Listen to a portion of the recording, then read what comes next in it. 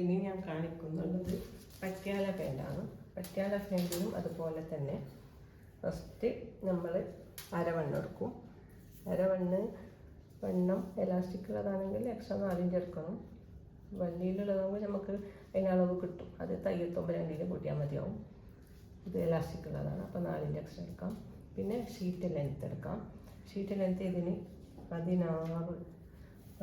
ഉണ്ട്. അപ്പോൾ ഇത് നമ്മൾ എന്താക്കാം, നേരെ പകുതിയാണ് നമുക്ക് ഇവിടെ പീസ് വേണ്ടത്. ആ പീസ് എടുക്കാം. അരവണ്ണത്തിൻ്റെ അതേപോലെ അത് വെട്ടി വരും.